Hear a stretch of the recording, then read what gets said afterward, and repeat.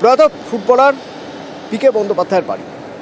তো সেই বাড়িতে দুই কেয়ারটেকার বসে মদ খাচ্ছিল, খেতে খেতে তাদের মধ্যেই বচসা, সেই বচসা থেকে খুন।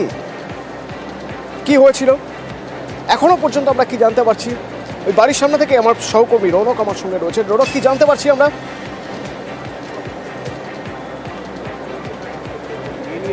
দেখো, একেবারেই প্রয়াত ফুটবলার পিকে বন্দ্যোপাধ্যায়ের বাড়িতে যে পরিচারক থাকতো তাদের দুজনের মধ্যে বচসা তৈরি হয় এবং তারপরেই বচসা এমন জায়গায় পৌঁছায় রান্নাঘর থেকে ছুরি নিয়ে এসে এলো পাথারি কোপ মারা, এবং সেই কোপের জেরে একজন পরিচারক গোপীনাথ মৌরি কিন্তু ইতিমধ্যে মৃত্যু হয়েছে এবং একজনকে গ্রেফতার করেছে, বরুণ ঘোষকে গ্রেফতার করেছে বিধাননগর দক্ষিণ থানার পুলিশ। কি নিয়ে এই বচসা, যেটা জানা যাচ্ছে পিকে বন্দ্যোপাধ্যায়ের মেয়ে তিনি বলেন তার ব্যাগ থেকে প্রায় 5,000 টাকা চুরি হয়েছে।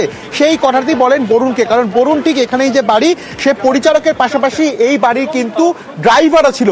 সেক্ষেত্রে বরুণকে বলা হয় এবং রাত্রিবেলায় যখন এই বরুণ এবং গোপীনাথ মহুরি মদের আসরে বসে, সেই কথাটি কিন্তু গোপীনাথকে সরাসরি বলে এই বরুণ ঘোষ। সেখান থেকেই শুরু হয় বচসা এবং তাকে জানা যাচ্ছে যে চোর বলে আখ্যা দিয়েছিল এই বরুণ ঘোষ। তারপর থেকে কিন্তু দুজনের মধ্যে একটা বচসা শুরু হয় এবং এই টাকা নেওয়াকে কেন্দ্র করেই কিন্তু সেই বচসা এমন জায়গায় পৌঁছায়, তোমায় দেখাবো যে জায়গাটি ঘিরে রাখা হয়েছে পুলিশের তরফ থেকে, ঠিক এখানেই তারা মদের আসর বসেছিল এবং তারপরই একেবারে বরুণ ঘোষ রান্নাঘরে চলে যায়। সেখান থেকে একটি ফল কাটার যে ছুরি, যেটা জানা যাচ্ছে সেই ছুরি নিয়ে এসে গোপীনাথ মহুরুকে এক লাগাতার কোপ মারে এবং তার জেরেই কিন্তু রক্তাক্ত অবস্থায় গতকাল এখানে পড়ে থাকেন তিনি। পুলিশ উদ্ধার করে বিধাননগর মহকুমা হাসপাতালে নিয়ে যায় এবং হাসপাতালে নিয়ে গেলে তাকে মৃত বলে ঘোষণা করা হয়।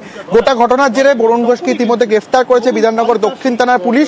কিন্তু কেন, একটা কথা বলো, আমাদের কাছে কি ইনফরমেশন আছে যখন এই ঘটনা ঘটছে দুই কেয়ারটেকার বসে তারা মদ খাচ্ছে, ঝগড়া হচ্ছে, সেই ঝগড়া ঝামেলার মধ্যে একজন রান্নাঘরে চলে গেল, সেখান থেকে ফল কাটার ছুরি নিয়ে চলে এলো পাথারি কোপ, মারাই গেল, এইসব যখন হচ্ছে বাড়িতে আর কোথাও কেউ নেই?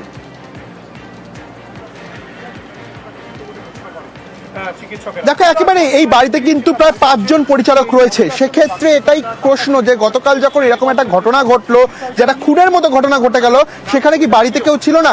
একজন দুজন এখনো বাড়ির ভেতরে রয়েছে, তাদের সঙ্গে কথা বলা হলো, তারা কিন্তু কোনো রকম কথা বলছেন না এবং পাশের যারা রয়েছেন তারা বলছেন যে এই বাড়িতে কিন্তু 5 জন পরিচারক প্রত্যেক দিনই থাকেন। সেক্ষেত্রে গতকাল এই ঘটনার সময় কারা ছিল বা তারা কি ঘটনা প্রত্যক্ষদর্শী ছিল, তারা কি দেখেছে, বিধাননগর থানার তরফ থেকে কিন্তু তাদের বয়ানও রেকর্ড করা হচ্ছে। ইতিমধ্যে এখনো কিন্তু 2 জন পরিচারক ঘরের ভেতরেই রয়েছে এবং বিধাননগর থানার পুলিশ তারা কিন্তু ঘটনাস্থলে রয়েছে। যে জায়গাটিতে এই ঘটনা ঘটেছে সেটিকে কর্ডন করা হয়েছে এবং বিষয়টি হলো যে কেন তাকে খুন করা হলো। পুলিশ সূত্রে প্রাথমিক খবর যে এই টাকাকে কেন্দ্র করেই কে টাকা চুরি করেছে এটা নিয়ে কিন্তু প্রাথমিকভাবে বচসা শুরু হয় এবং বচসা এমন জায়গায় পৌঁছায় যে কিনা ফলের ছুরি দিয়ে লাগাতার কোপ মারা হয় গোপীনাথ মহুরুকে, যার জেরেই তার মৃত্যু ঘটে। এবং যারা যারা ঘটনাস্থলে কেউ ছিল কিনা বা তখন বাড়ির ভেতরে কারা ছিল তাদেরকে কিন্তু ডেকে পুলিশের তরফ থেকে জিজ্ঞাসাবাদ করা হতে পারে। প্রাথমিকভাবে জানা যাচ্ছে প্রয়াত ফুটবলার পিকে বন্দ্যোপাধ্যায়ের মেয়ে তার টাকা চুরি গেছিল, যেই তো বরুণ ঘোষ ড্রাইভার ছিল তাকেই কিন্তু তিনি জানিয়েছিল, এমনটাই পুলিশ সূত্রে আমরা জানতে পারছি। এবং সেই বরুণ ঘোষ রাত্রিবেলা যখন মদের আসর বসে তখন একবারে সরাসরি গোপীনাথ মহুরুকে চোর বলে আখ্যা করে। সেখান থেকে কিন্তু ঝামেলার সূত্রপাত, অর্থাৎ টাকাকে কেন্দ্র করে এমন জায়গায় পৌঁছলো যে ছুরি কোপ, তার জেরে কিন্তু একজনের মৃত্যু হলো এবং ইতিমধ্যে এই ঘটনার জেরে বরুণ ঘোষকে গ্রেফতার করা হয়েছে এবং আজই এই গোপীনাথ মহুরুর যে দেহ, সেই দেহ ময়নাতদন্তের জন্য পাঠানো হবে। যে শুধুই কি ছুরি কোপ নাকি এই যে মার্ডারের পেছনে অন্য কোনো কারণ ছিল, মোটিভ কি ছিল তা সুনিশ্চিত করার জন্য কিন্তু বিধাননগর দক্ষিণ থানার পুলিশ ইতিমধ্যে তদন্ত করছে। অতনু, ধন্যবাদ।